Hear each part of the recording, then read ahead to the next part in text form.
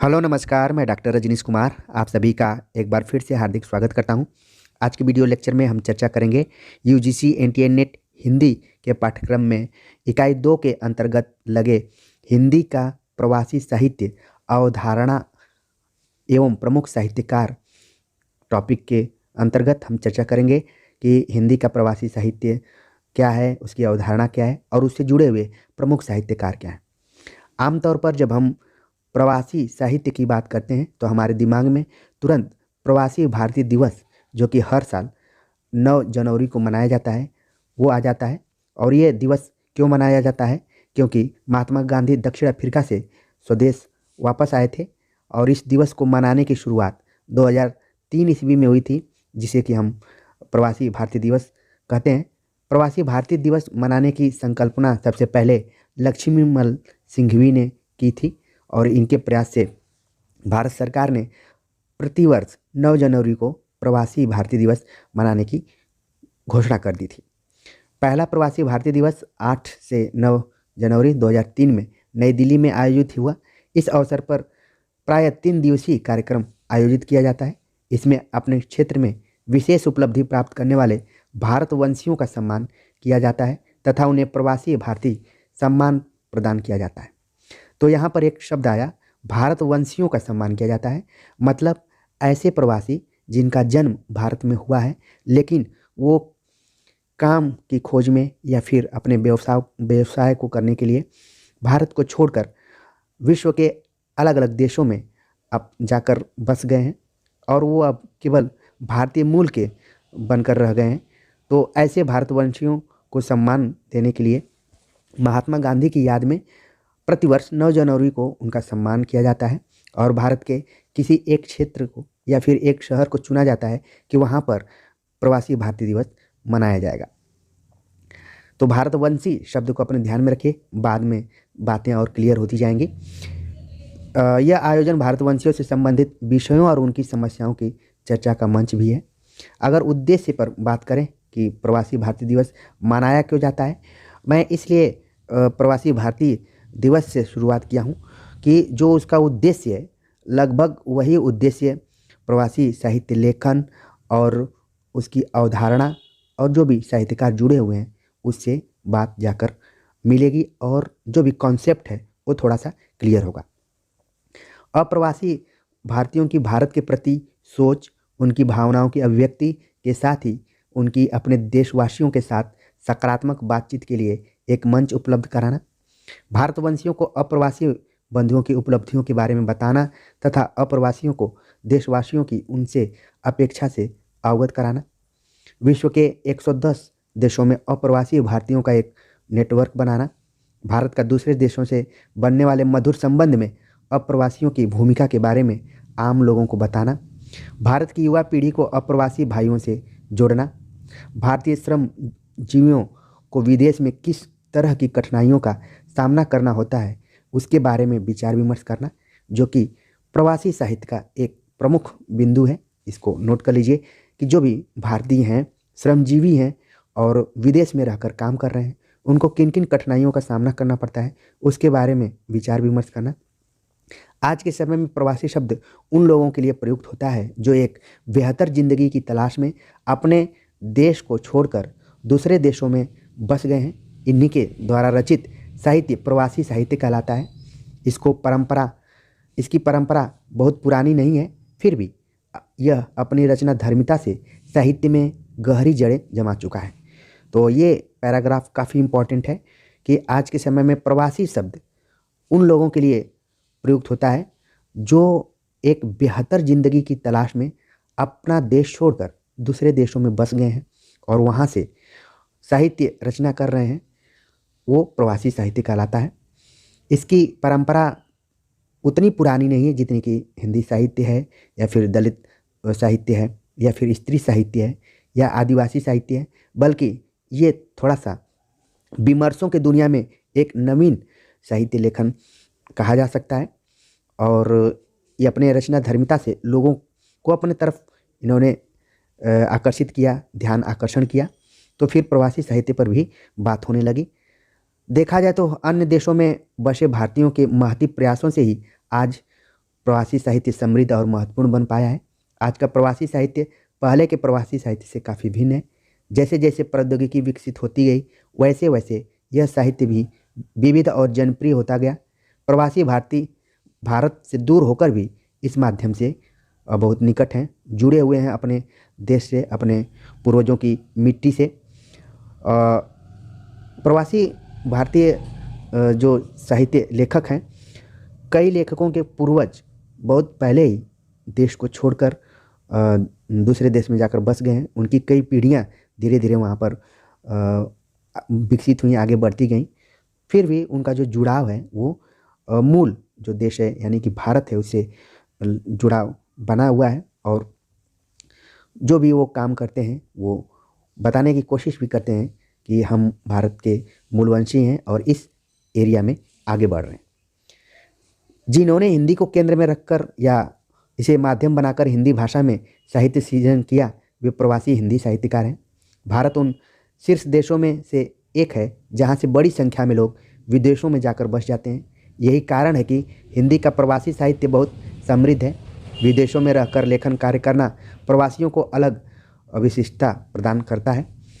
तो एक तरीके से भारत जनसंख्या के दृष्टिकोण से भी विश्व की चुने हुए देशों में से एक है। तो जाहिर सी बात है कि जहाँ जनसंख्या ज़्यादा होगी, रोज़गार के अवसर कम होंगे, इसलिए ऊपर बताया गया कि बेहतर ज़िंदगी जीने के लिए भारत को छोड़कर लोग जाकर विदेश में बस गए और विदेश में बसे हुए हैं शारीरिक रूप से, लेकिन उनका मन अपने देश के प्रति लगा हुआ है। और वहाँ पर जो भी अन्य भारतीय बसे हुए हैं उनके जो दुख दर्द हैं उनको अपने साहित्य का वो विषय वस्तु बनाते हैं। आगे चीज़ें और क्लियर हो जाएंगी। प्रवासी हिंदी साहित्यकार रहते कहाँ कहाँ हैं? Britain, America, Australia, Canada, Guyana, Mauritius, Suriname, त्रिनिडाद आदि स्थानों को अपनी कर्मभूमि स्वीकार करते हुए साहित्य सृजन करते आए हैं। प्रवासी हिंदी साहित्य के अंतर्गत महाकाव्य, खंड काव्य, कविताएँ, उपन्यास, कहानियाँ, नाटक, एकांकी, अनुवाद, यात्रा संस्मरण, आत्मकथा, रेखाचित्र आदि का सृजन हुआ है। यानी कि जितनी विधाओं में भारत में रचनाएं की जा रही हैं उतना ही विधाओं में प्रवासी साहित्यकार भी अपने कलमों को चला रहे हैं, अपनी पेन का यूज कर रहे हैं। तमाम विधाओं की मैंने बात की यहाँ पर। इन साहित्यकारों ने अपनी रचनाओं में भारतीयता को सुरक्षित रखा है। आप देखेंगे कि अगर हिंदी साहित्य पढ़ेंगे तो आंचलिकता की बात आएगी, ग्रामीण चेतना की बात आएगी, मानवता की बात आएगी। लेकिन जो भारतीय विदेशों में रहकर वहाँ जाकर बस गए हैं उनके साहित्य के केंद्र में किसको सुरक्षित करने की का जोर दिया गया है? वो है भारतीयता। इसको सुरक्षित करने का उनका लक्ष्य है। इस साहित्य के माध्यम से न केवल विदेशों की संवेदनाओं का पता चलता है बल्कि विदेश में भारत के प्रतिबंध और बदल रही अवधारणाओं तथा चिंताओं का भी रचनात्मक आभास मिलता है, उसकी जानकारी हमें मिलती है। प्रवासी साहित्य के संदर्भ में विभिन्न विद्वानों के मत अलग अलग हैं। उसमें से एक साहित्यकार का हमने कोटेशन लिया है। मृदुला गर्ग लिखती हैं कि प्रवासी साहित्य को अलग करके देखने की बजाय उसे हिंदी की मुख्य धारा में स्थान दिया जाए तो बेहतर होगा। डॉक्टर कमल किशोर गोयनका, जो कि प्रेमचंद विशेषज्ञ के रूप में जाने जाते हैं, उनका मानना है कि हिंदी के प्रवासी साहित्य का रूप, रंग, उसकी चेतना और संवेदना भारत के हिंदी पाठकों के लिए एक नई वस्तु है, एक नए भावबोध का साहित्य है, एक नई व्याकुलता और बेचैनी का साहित्य है जो हिंदी साहित्य को अपनी मौलिक एवं नई साहित्य संसार से समृद्ध करता है। इस प्रवासी साहित्य की बुनियाद भारत प्रेम तथा स्वदेश प्रदेश के द्वंद्व पर टिकी है। मुख्य तौर पर जो प्रवासी साहित्य लेखन है उसके केंद्र में है भारत प्रेम और स्वदेश और परदेश, क्योंकि मूल रूप से उनका जो जड़ है वो तो भारत है, लेकिन जहाँ पर रह रहे हैं वो उनके लिए परदेश भी है, स्वदेश भी है। तो दोनों का ये क्या है? द्वंद्व है उनके अंदर। अगर हम बात करें कुछ प्रमुख प्रवासी साहित्यकारों की तो उसमें सबसे पहला नाम लिया जाता है अभिमन्यु अनंत का, जिनका जन्म 1937 ईस्वी में और निधन 2018 ईस्वी में हुआ था।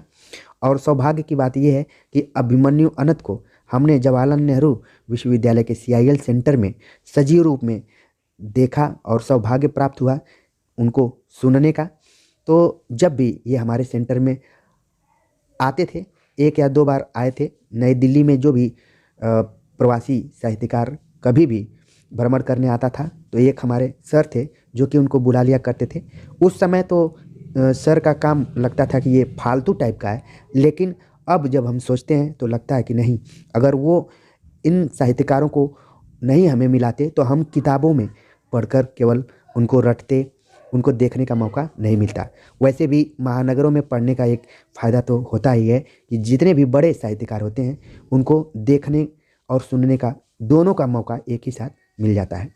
तो खैर, अभिमन्यु अनंत से हमने सवाल जवाब भी किया था और उनको मॉरिशस का प्रेमचंद भी कहा जाता है। उनके बाल पक गए थे, बूढ़े थे, उस समय बूढ़े हो गए थे। ये बात मैं बता रहा हूँ सन 2010 के आसपास की। तो 2018 में इनका निधन हो गया। मॉरिशस से इनका संबंध है। मॉरिशस के हिंदी कथा साहित्य के सम्राट माने जाते हैं। उनका जन्म मॉरिशस के उत्तर प्रांत में स्थित त्रियोले गांव में हुआ था।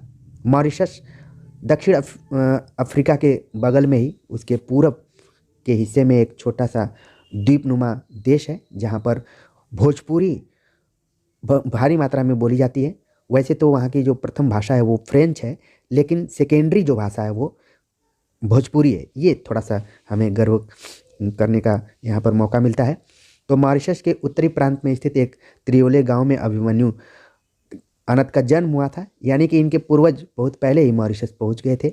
आज वर्तमान समय में आप देखते हैं कि हमारे एरिया के बहुत सारे युवा जो कि दुबई, दोहा, कतर, सऊदी अरब इत्यादि जगहों पर जाते हैं।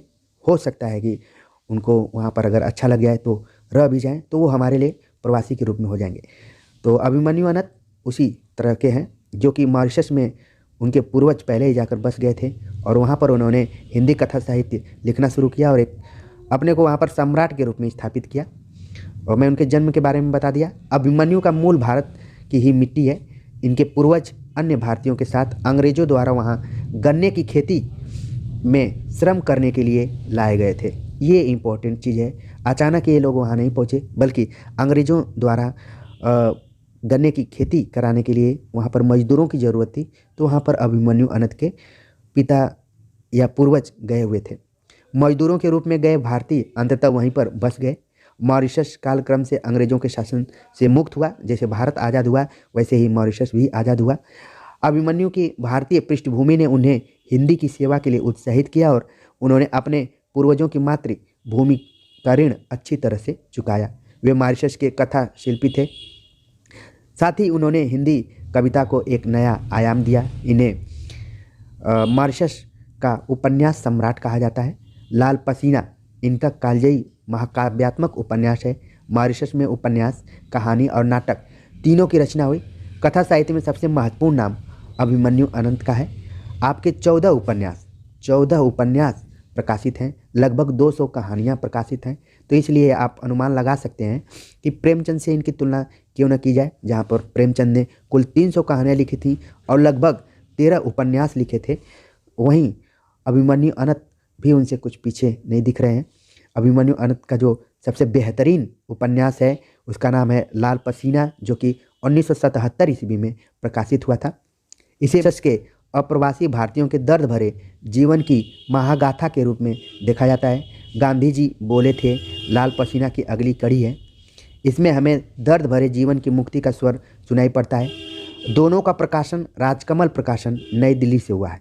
ध्यान देने वाली बात यह है कि अभिमन्यु अनंत मॉरिशस में रहकर लिख रहे थे, लेकिन उनकी जो दोनों उपन्यास हैं उनका प्रकाशन भारत में राजकमल प्रकाशन से हुआ था।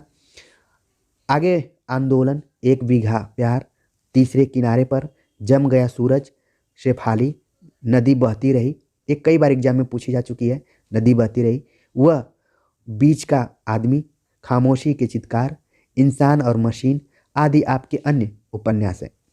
आपने कुछ अच्छे नाटक भी लिखे हैं। विरोध आपका चर्चित नाटक है। यहाँ पर ध्यान देने वाली बात है, विरोध नाम से इन्होंने एक नाटक भी लिखा। आपको मॉरिशस का प्रेमचंद कहा जाता है। तो मुख्य तौर पर जब भी प्रवासी साहित्य की बात होगी और हिंदी का प्रवासी साहित्य अवधारणा और प्रमुख साहित्यकारों की चर्चा होगी तो अभिमन्यु अनंत के बिना ये चर्चा कंप्लीट नहीं हो सकती। अगर मॉरिशस के अन्य कथाकारों के बारे में चर्चा करें तो इसमें आलिमन ईश्वर दत्त, प्रेमचंद मूली, वहाँ पर भी प्रेमचंद नाम से एक लेखक हैं, दीपचंद बिहारी, यानी कि बिहार के लोग भी वहाँ पर पहुँच गए, विष्णुचंद मधु, रामदेव धुरंधर। अभिमन्यु अनंत के बाद ये दूसरे महत्वपूर्ण साहित्यकार हैं जिनको कि प्रत्यक्ष रूप से देखने का मौका मिला है। रामदेव धुरंधर भी जेएनयू में आए थे, जैसे कि अभिमन्यु अनंत आए थे, तो इनको भी सुनने का मौका मिला। जैसा इनका नाम है वैसे इनके बॉडी लैंग्वेज भी, वैसा ही शरीर भी था। कृष्णलाल बिहारी, बेखबर तथा श्रीमती भानुमति नागदान उल्लेखनीय हैं, जो कि मॉरिशस से हिंदी प्रवासी साहित्य का लेखन कर रहे हैं।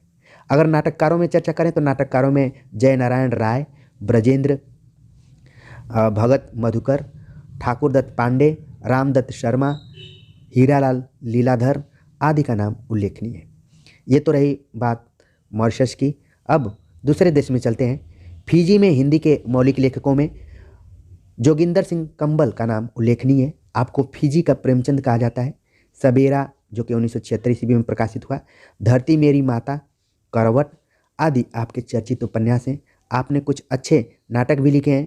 इनमें इंसान जाग उठा, देखो वे दीप, आज़ादी की किरणें, हीर रांझा आदि उल्लेखनीय है। फिजी जैसे मॉरिशस एक छोटा सा देश है, वैसे ही फिजी भी एक छोटा सा देश है। मॉरिशस और फिजी में आपने राजनीतिक तौर पर भी देखा होगा कि भारतीय मूल के कई लोग वहाँ पर प्रधानमंत्री भी बने हैं, राष्ट्रपति भी बने हैं, ठीक है। और साहित्यकार के बारे में तो मैं बता ही रहा हूँ। तो दो देशों के बारे में चर्चा कर ली। तीसरा जो देश है जिसका नाम है सूरीनाम। सूरीनाम भी छोटा सा देश। सूरीनाम के हिंदी लेखकों में श्री रामदेव रघुवीर एक अच्छे नाटककार और सूर्य प्रसाद वीरे शूरवीर कहानीकार के रूप में प्रसिद्ध रहे हैं। आगे चलते हैं ट्रिनिडाड एंड टोबैगो। बीच में एक क्रिकेट टीम भी आई हुई थी, अब फिलहाल उसकी मान्यता रद्द हो गई है। जो भी आईसीसी का प्रतिमान होता है उसमें नहीं है। याद करने के लिए मैंने इसका जिक्र किया। ट्रिनिडाड जो कि वेस्ट इंडीज़ के आसपास का एक छोटा सा देश है, वहाँ पर भी हिंदी प्रवासी साहित्य लेखन चल रहा है, जिसमें कि हरिमानक, सहोदरा शिव, राम लखन सुकृत तथा प्रोफेसर हरिशंकर आदेश ने मुख्यतः कहानियाँ लिखी हैं। आगे बात करते हैं कुछ और साहित्यकारों के बारे में, जिसमें कि सबसे नाम आ रहा है तेजेंद्र शर्मा का, जो कि ब्रिटेन में बसे भारतीय मूल के हिंदी कवि, कहानीकार एवं नाटककार हैं। इनके द्वारा लिखा गया धारावाहिक शांति दूरदर्शन पर सन 1994 ईस्वी में अंतर्राष्ट्रीय लोकप्रियता प्राप्त कर चुका है। इसके अलावा तेजेंद्र शर्मा ने अन्नू कपूर द्वारा निर्देशित फिल्म अमय में नाना पाटेकर के साथ प्रमुख भूमिका निभाई है, यानी कि इसमें उन्होंने रोल भी किया है। अगले जो रचनाकार हैं उनका नाम है हरिशंकर आदेश। इन्होंने लगभग 300 से अधिक रचनाएं लिखी हैं जो कि प्रकाशित हुई हैं।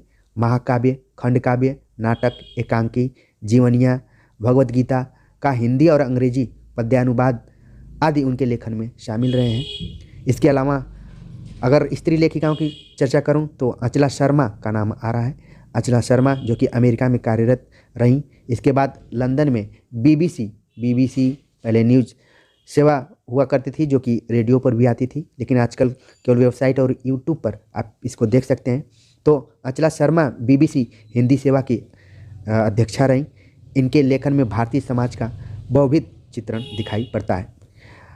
अगली जो लेखिका हैं उनका नाम है सुधा ओम ढींगरा ने जो कहानी संग्रह लिखा है उसका नाम है कौन सी ज़मीन अपनी। इस कहानी के माध्यम से ढींगरा ने अपनी उपस्थिति दर्ज कराई प्रवासी साहित्य लेखन के क्षेत्र में।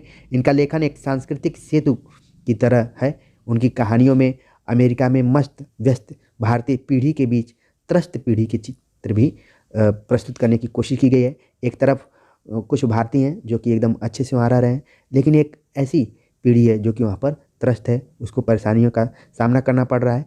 तो कौन सी ज़मीन अपनी, यहाँ पर कन्फ्यूज हैं सुधा ओम ढींगरा कि भारत उनके लिए बेहतर था कि जो जिस देश में वो रह रहे हैं वो उनके लिए बेहतर है। इसके अतिरिक्त उनकी रचनाओं में सूरज क्यों निकलता है में उन्होंने दो पात्रों के माध्यम से, जेम्स और पीटर के माध्यम से पाठकों को प्रेमचंद की याद दिलाई, जिसमें कि घीसू और माधव को केंद्र में रखकर कफन कहानी लिखे थे। तो ये जो सूरज क्यों निकलता है ये कफन की तरह ही लिखी गई रचना है सुधा द्वारा। आगे इसी प्रकार टार्नेडो कहानी भारत की याद की कहानी है। वहीं क्षितिज से परे कहानी में एक प्रताड़ित स्त्री का विद्रोह है। तो कुल मिला जुलाकर अगर स्त्री लेखिकाएँ हैं और उसमें प्रताड़ित स्त्रियों का जिक्र ना आए तो ये भी एक तरीके से अधूरा ही रहता है। तो आपने देखा कि अब तक के जितने भी साहित्यकारों के बारे में चर्चा की, उनके केंद्र में भारत, भारतीयता, सांस्कृतिक चेतना और जो भी भारतीय मूल के लोग विदेशों में रह रहे हैं, अलग अलग देशों में, वहाँ के साहित्यकारों ने अपने अपने देशों के भारतीयों के दुख दर्द को लिखने की कोशिश की और ध्यान में रखा कि अगर स्त्रियां हैं तो उनकी क्या स्थिति है, उनकी प्रताड़ना को ही उन्होंने अपना विषय वस्तु बनाया है। अगली रचनाकार हैं सुषम बेदी। इन्होंने हवन और मैंने नाता तोड़ा उपन्यास लिखा जो कि काफ़ी चर्चित रहा है। इसमें अमेरिकी परिवेश में एक विधवा स्त्री का जीवन दर्शन दिखाया गया है, उसको दर्शाया गया है। उषा प्रियंवदा, आपने इनका नाम सुना होगा, जिन्होंने कि वापसी नामक एक कालजयी कहानी लिखी और लगभग सभी महाविद्यालय विश्वविद्यालयों के पाठ्यक्रम में ये कहानी लगी रहती है। उषा प्रियंवदा भी आप देख रहे हैं कि प्रवासी साहित्यकारों की लिस्ट में आ रही हैं। उषा प्रियंवदा की कथा साहित्य में 6ठे और 7वें दशक के शहरी परिवारों की संवेदना और विडंबना से परिपूर्ण चित्रण मिलता है। इसमें अल्प विराम इनका एक नया उपन्यास है इस टाइप का, जो कि हम प्रवासी साहित्य के अंतर्गत रख सकते हैं। उषा प्रियंवदा के अलावा उषा राजे सक्सेना ने इंग्लैंड को कर्मभूमि बनाया तथा प्रवासी हिंदी साहित्यकारों में काफ़ी सक्रियता रखी। इनके साहित्य में भारतीय संस्कृति, सभ्यता और भाषा के प्रति अनुभव तथा विचार प्रकट होते हैं। इनकी वह रात बेहद चर्चित कहानी है। एक माँ और उसके छोटे बच्चों और कल्याणकारी राज्य की भूमिका पर केंद्रित यह कहानी अपनी संवेदनात्मक अनुभूति में अद्वितीय है। तो उषा राजे सक्सेना को भी आप ध्यान में रखिए, उनकी कहानियों को, और ये प्रवासी साहित्यकार हैं। अगले जो साहित्यकार हैं शैल अग्रवाल। इन्होंने कहानी लिखी वापसी शैल अग्रवाल ने भी लिखी है। इसमें परंपरा तथा आधुनिकता के द्वंद्व में फंसी पम्मी अपने घर परिवार की मान मर्यादा के लिए अपने खुशियों तथा आकांक्षाओं से समझौता कर लेती है। इन्होंने विषय वस्तु बनाया है और पात्र का नाम देखिए, पम्मी नाम रखा हुआ है। जब आप हिंदी साहित्य पढ़ेंगे तो पात्रों का नाम थोड़ा सा डिफरेंट आपको दिखेगा, लेकिन यहाँ पर थोड़ा सा विदेशी नाम जैसा पात्रों का नाम है। अगले जो साहित्यकार हैं जकिया जुबैरी। इन्होंने कहानी संग्रह लिखा सांकल।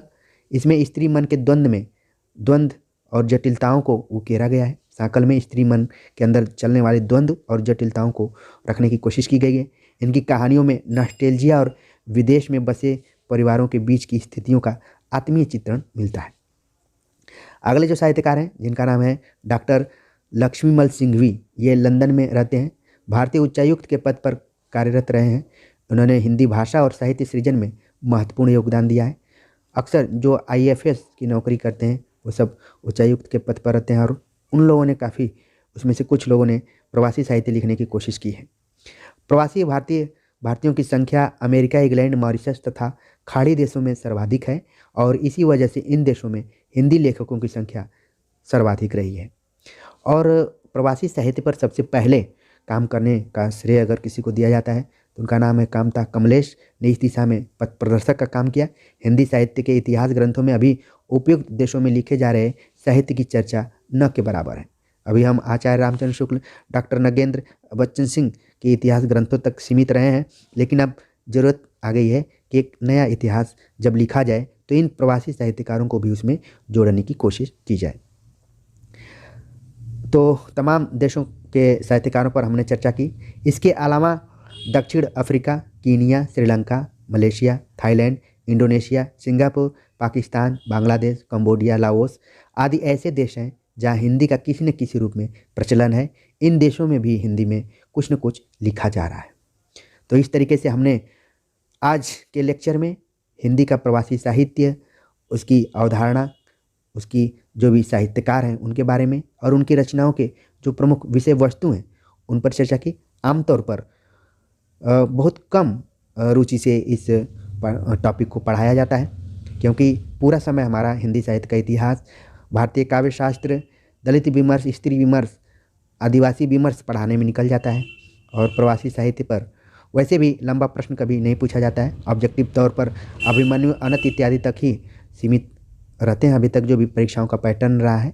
और लिखित परीक्षा के दृष्टिकोण से केवल टिप्पणी भर प्रश्न आते हैं।